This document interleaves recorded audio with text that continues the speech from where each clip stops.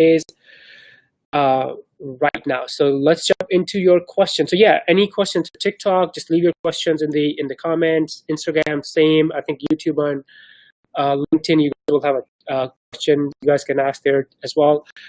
All right, so someone asked, is there any course for social media marketing? Yes, there are so many courses for social media. There are, think of udemy.com and also skillshare.com. You'll find like tons and tons of courses. But do make sure, when you take a course, do make sure you have time to actually, implement what you learn. Because one mistake a lot of people make is they take the course and then they take another course and then one more and then one more. And then they don't have time to implement, what they learn inside the course. So that's something you want to be super careful about. What do I like more, Udemy or Skillshare? So as a content creator, like if I want to launch a course, I like them both. And by the way, you can put your courses on both sites. They obviously have different, but if I'm taking a course, that's a great question. I don't know if I have a personal preference. I think it's just the pricing model is different. I do like Skillshare as if I need to consume a course, because you only pay like one fee. So it's like a subscription. So you pay like $10 a month, and then you have access to all of their content, all of their courses. On Udemy, it's different. You pay per course. So that's why it's like a little different platform. And by the way, yeah, if you guys are watching on LinkedIn or YouTube, you guys will be able to, if I share my screen, which I might in a second, you guys will be able to see my screen. And those of you watching on TikTok and Instagram, if you do want to see my screen and follow along, hop on to YouTube. All right.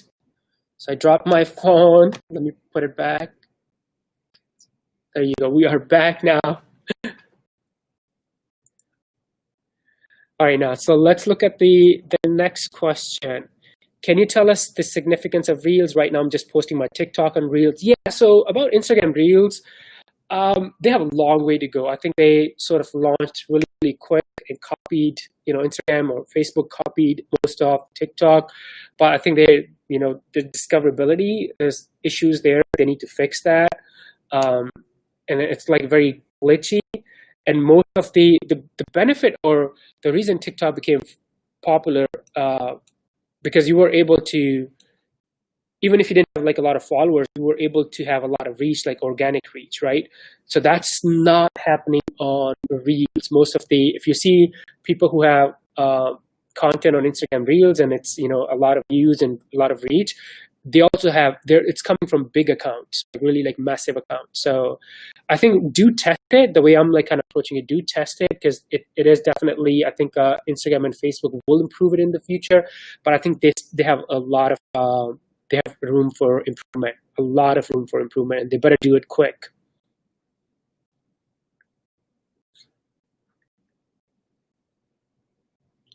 So is it best for him, some knowledge in that? What do you mean?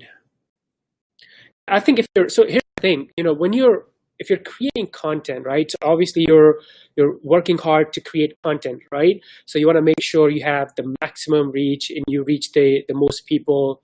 And then whenever there are new platforms like TikTok in the beginning had a lot of organic reach, same was true for Facebook and Instagram. So I think as a content creator, you absolutely should be testing, maybe spend like 20% of your time on testing new strategies and new platforms, because you can attract a lot of like the new audience. So I would say, yeah, definitely test it, but don't put all your eggs in one basket. All right, next question. What's better, IGTV or Reels? Oh, great question. So I think right now, so see, that's why, Instagram is kind of confusing everyone, right? So they have IGTV and then stories and then Reels and the feed and then live. I mean, there's so much on Instagram, right? So business owners and content creators are getting confused. So your question, which is better? So if it's a long form content, so think of, if I want to educate someone and it's a long video, 5-minute, 10-minute, IGTV. But if I want to like short and bite size, 15-second, then obviously it's Reel. If I have to pick one, I'll probably say, if you have to prioritize, I would pick IGTV right now. And by the way, so Instagram is supposed to launch IGTV ads soon. So that's another benefit of IGTV, that you might be able to monetize just like YouTube content. How long does it take to get monetized on YouTube? So basically to get monetized, and I'm going to share my screen in a second. Let me share my screen. So to get monetized, what you really need is, here you go. So you can see my screen now. So what you really need, it's not about the time.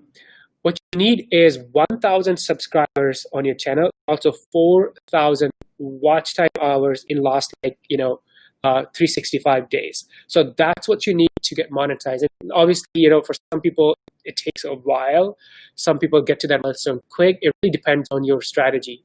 So if you're just starting out, focus on creating content that people want to see, want to watch, instead of like doing just the vlogging and the content that you want to produce.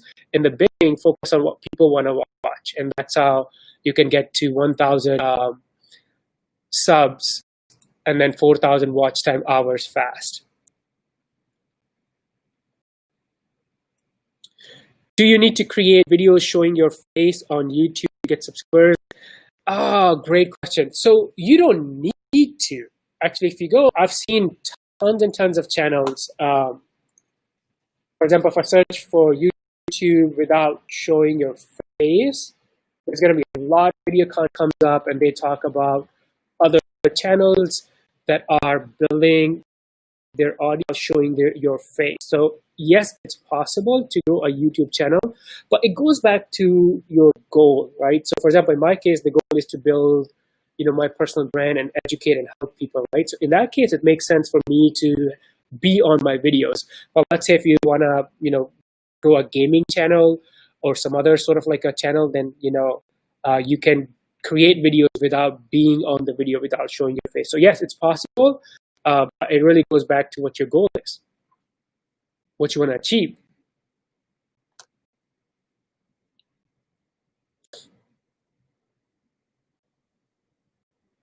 All right, so let's look at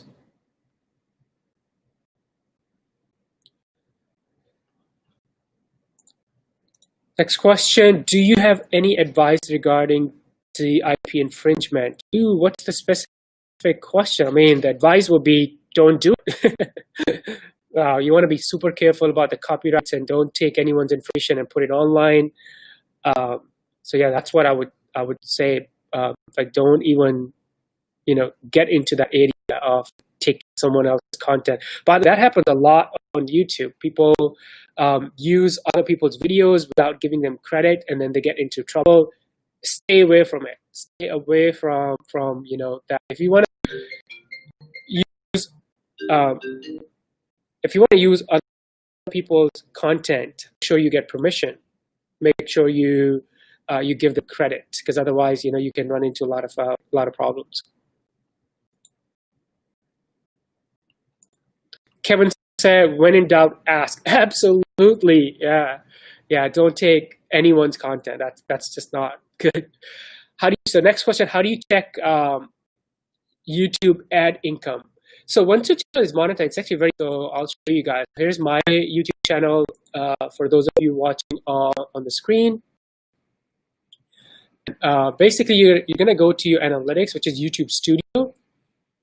And then, your channel has to be monetized for you to be able to check your income. And then you're going to go to analytics.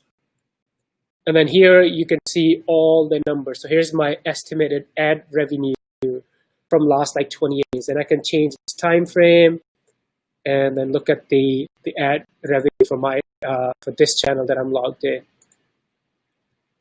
So yeah, it's all if you're not monetized yet, then you're not going to see any information here. Most YouTube channels have content information. Yes, if you go to anyone's YouTube channel and look at their About section, they are going to have, let me point Kevin. So go to About section of any channel. most likely you can see their email addresses. People even leave their websites, their information. So you can easily get in touch with them by absolute permission. Do not steal or get anyone's content without their permission.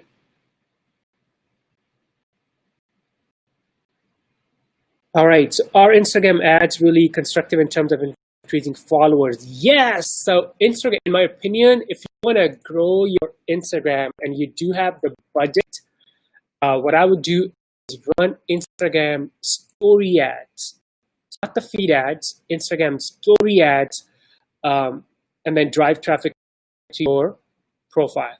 So yeah, to answer your question, Instagram ads are very effective to your followers and Instagram story. It's actually one of the best ways, because obviously the organic reach it's not completely dead in my opinion on Instagram. You can still grow organically. You have to have really good content, hashtags, and also like a good engagement strategy. But Instagram ads, story ads is another way you can grow your brand on Instagram. So the answer is yes. All right, next. Do you offer LinkedIn Live to your customers? What do you mean? I mean, as far as if it's the strategy and consulting, I do, but I don't do live for other people, if that's your question.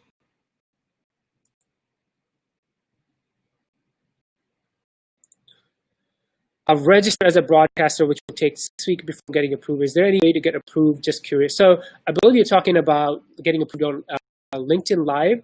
So it took me 1 year. It's crazy.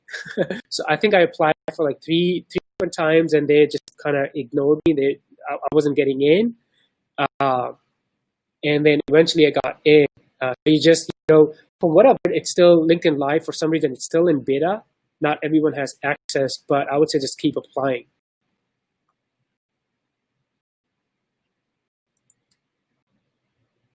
Thank you for your question.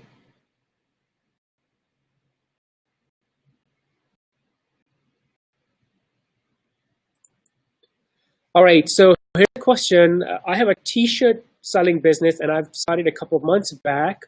Most of my sales are from advertising on social media. I'm confused about how else should I proceed. So here's kind of one tactic that can really work for you. So if you're getting sales from social media, awesome. The other thing you can do is influencer marketing. So think of different people. So let's say I'm just kind of like making this up. Maybe your t-shirts are about vegan food, right? So you can go to Instagram. And actually, there are a lot of like different influencer.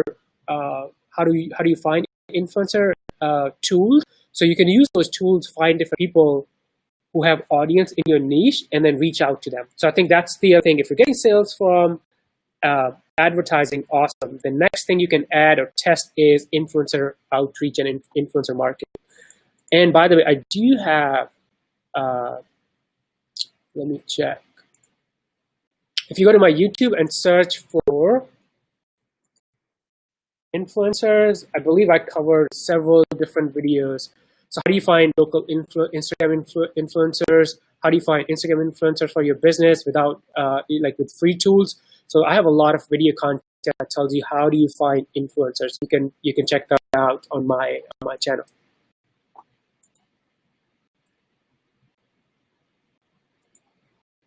All right, next question. Do you think Instagram promotion can also help in YouTube channel?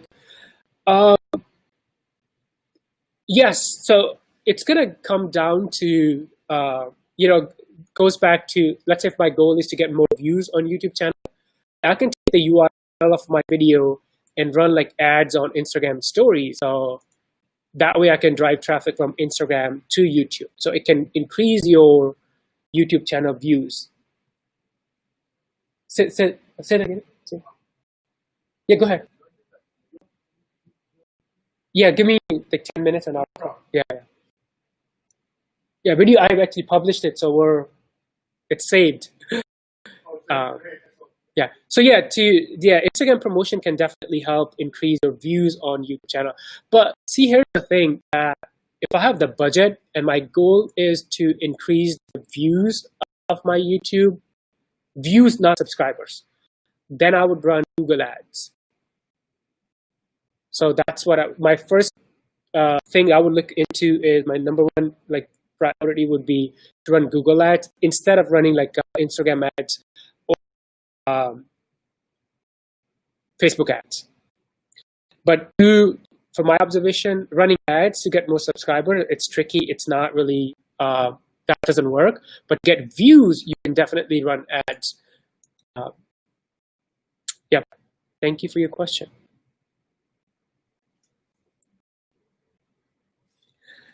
All right, next question. I have an Instagram page which promotes local brands. Will writing blog help? Absolutely. I think if you add blog to your content mix, yeah, you can you really jump into the SEO game. So absolutely, if you're promoting local brands on your Instagram page, maybe start creating content about those local brands on your blog, and you can even, in some cases, ask for sponsored, kind of charge them for sponsored content. So that it could be a revenue for you.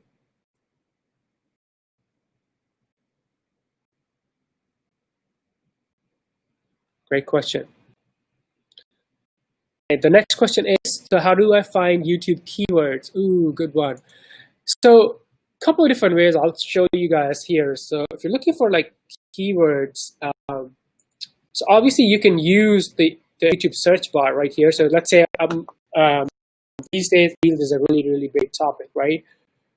I can watch if I type in Instagram Reels and then enter all these suggestions. So this is what people are already typing on YouTube, right? So this is one way of getting, kind of finding the keywords. What I personally do, so that's option one. What I like to do is use a tool called TubeBuddy. They have a free plan. I'm using their paid plans. But what you want to do is go to Keyword Explorer, and then I'm going to search for Instagram Reels, Explorer.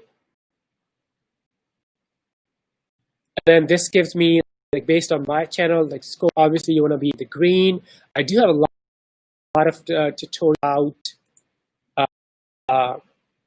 about TubeBuddy on my YouTube channel. This is what I use. And here's kind of a simple, the actual research process is more, it takes a while. See how, if I use the keyword Instagram Reels, look, the overall score is poor.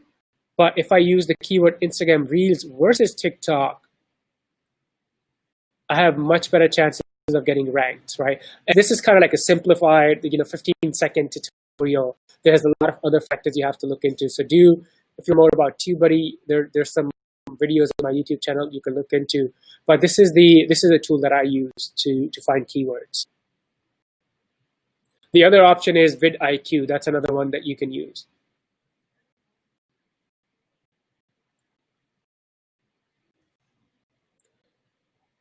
All right, so is it either or when getting monetized need both? Yes, so when you want to get monetized on YouTube, you need both. You need 1,000 subscribers and also 4,000 watch time hours in 365-day period. So that's you need both of them, not just one.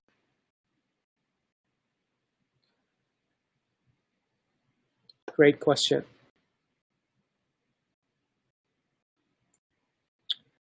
You provide services for someone needs assistance in promotion of their YouTube channel. Yeah, so you're able to schedule a meeting with hourly consultation. So just send me them and we can chat.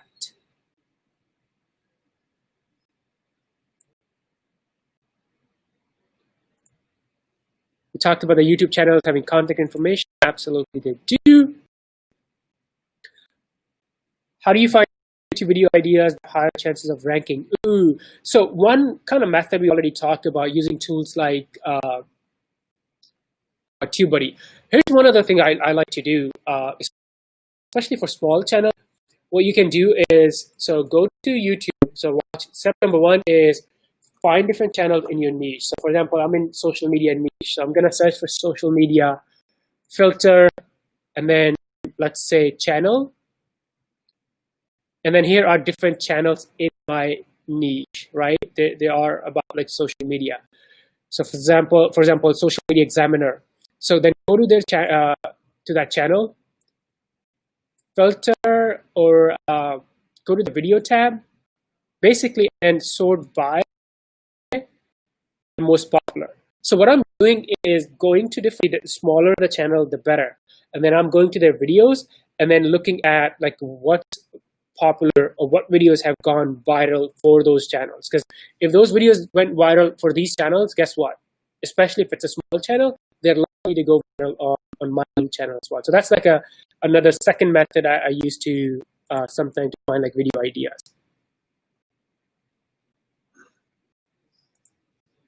How to contact, send me a DM on Instagram.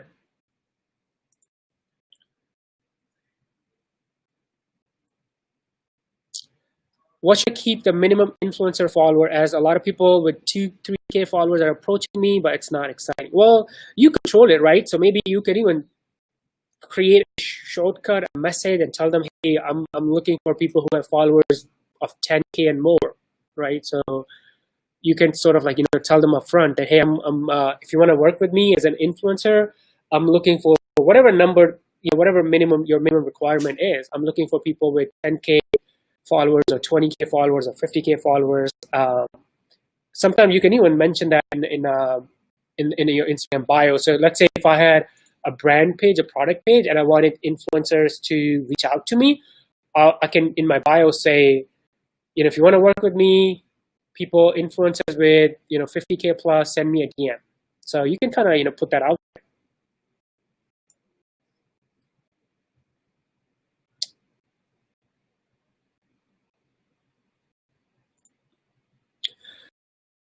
Facebook doesn't show posts enough. I'm using direct affiliate link with what's happening with Facebook algorithm. Yeah, so Facebook obviously organic reach is down, especially for the link posts. So what you want to do is find a way to use ads. So that's one way you can actually reach a lot of people. Yeah, ads are going to be expensive, but then if you have a product, a proven product that's proven to sell, it can still be like very, very. It can make sense. And the thing is, you can do is build the audience. So maybe if you wanna promote like affiliate product, let's say in fitness niche, one of the tactic I can use is build a Facebook group in that niche, and then use that Facebook group to promote my affiliate product. So, or obviously, I think when you use Facebook ads, you want to be careful about the link that you're sending traffic to, because your ads can get shut down. But yeah, organic reach on Facebook, it's down.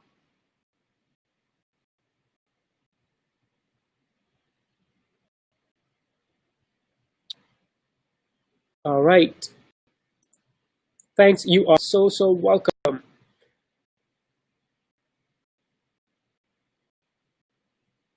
Let's see. Next question. So traffic objective in Facebook, is it good because I got my results that are not converting? So yeah, traffic objective is really good. Really good if you want to get traffic. If you want to get conversions, then no, then that's a wrong objective. So that's like a big mistake people make.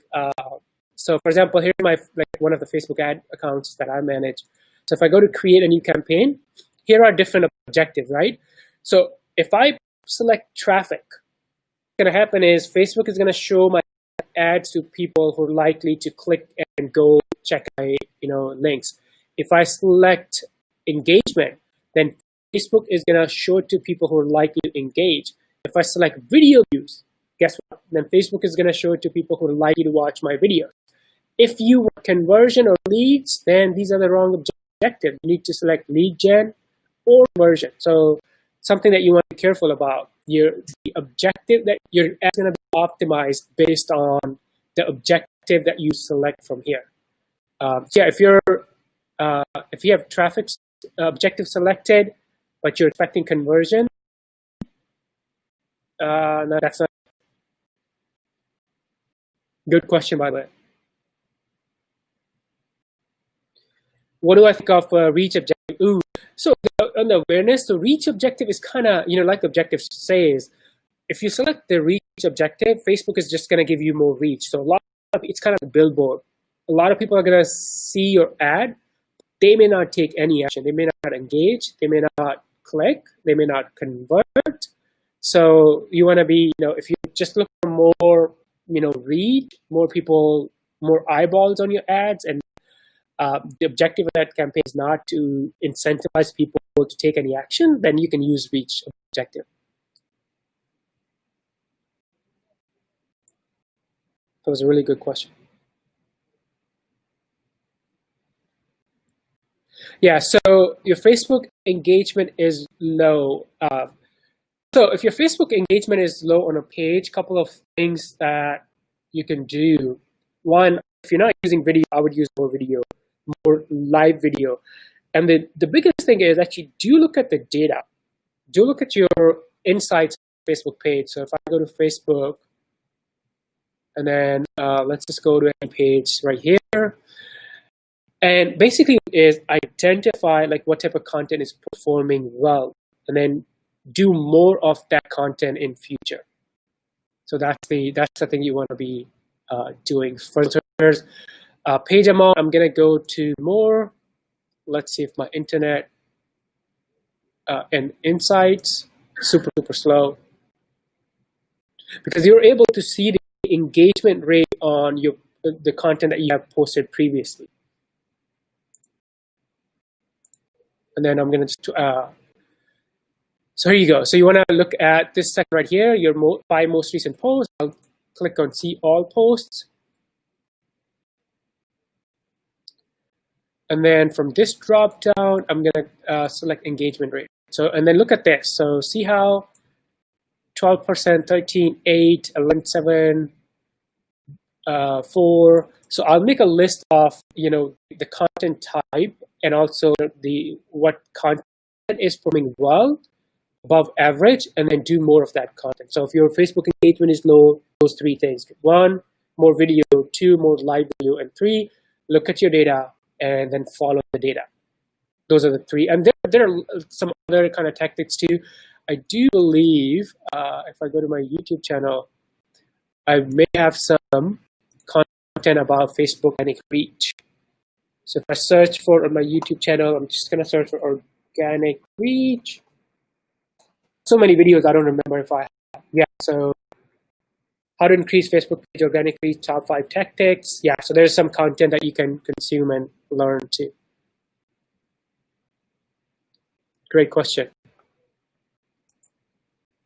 All right, guys, thank you so much for watching. I do have to jump off, but thanks for tuning in. We will do this again. Stay safe. Bye for now.